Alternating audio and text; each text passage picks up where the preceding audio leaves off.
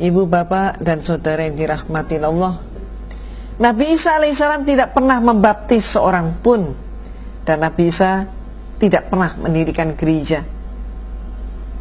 Apa yang dilakukan oleh Nabi Isa? Ternyata Nabi Isa mensahadatkan orang. Bagaimana syahadatnya Nabi Isa? Kita lihat di dalam Injil Yohanes pasal 17 ayat 3, yang saya beri garis bawah, tolong diterjemahkan dalam bahasa Arab. Ternyata Nabi Isa membimbing syahadat murid-muridnya dengan menyatakan, Ashadu alla ilaha illallah wa ashadu anna Isa Rasulullah. Syahadatnya Nabi Musa, Ashadu alla ilaha illallah wa ashadu anna Musa Rasulullah. Nabi Isa alaihissalam tidak pernah mau disebut dengan istilah Tuhan. Malahan Nabi Isa ketika disebut muridnya dengan sebutan Tuhan, Nabi Isa marah sekali. Buktinya apa? Coba kita lihat Injil Matius pasal 7 ayat 21. Bukan setiap orang yang berseru kepadaku, Tuhan, Tuhan, yang akan masuk ke dalam kerajaan surga. Apa artinya? Coba kita telaah. Nabi Isa menyatakan, bukan setiap orang yang berseru kepadaku, Tuhan, Tuhan, yang akan masuk surga. Berarti Nabi Isa mengatakan, orang yang menuhankan dia tidak bakal masuk surga, tidak akan masuk surga. Setelah Nabi Isa membimbing untuk bersahadat, maka berikutnya yang dilakukan oleh Nabi Isa adalah mengajarkan tata cara sembahyang. Nabi Isa mengajak murid-muridnya ke sebuah taman yang namanya Taman Getsemani.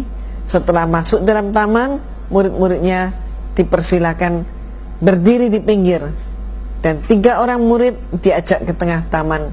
Sampai di tengah taman, 3 orang murid ini pun berhenti, diperintahkan berhenti, dan kemudian Nabi Isa menurut Markus pasal 14 ayat 35, ia maju sedikit dan merebahkan diri ke tanah.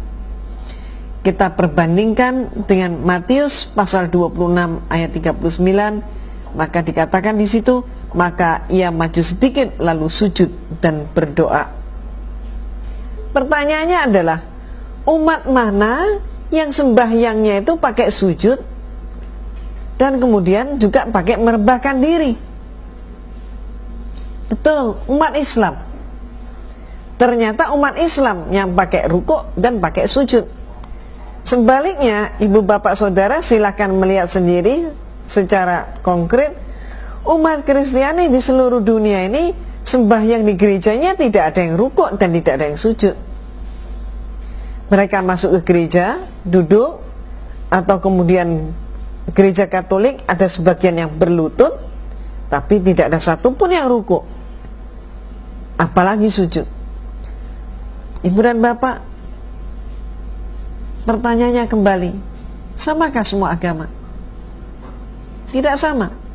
Itu sebabnya kita umat Islam menyatakan semua nabi Islam, termasuk Nabi Isa alaihissalam Islam. Dan ternyata Nabi Isa mengajarkan sholat.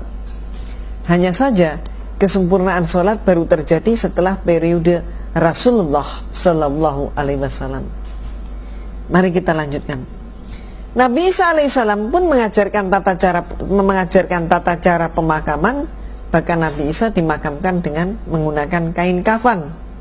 Tapi bisa kita lihat, orang Kristiani seluruh dunia ini tidak ada yang memakai kain kafan.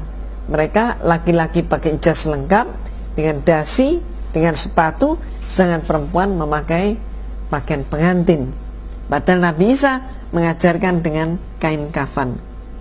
Nah, insya Allah ini yang dapat saya berikan saat ini. Atas segala kekurangannya mohon maaf. Billahi taufik wal hidayah. Wassalamualaikum warahmatullahi wabarakatuh.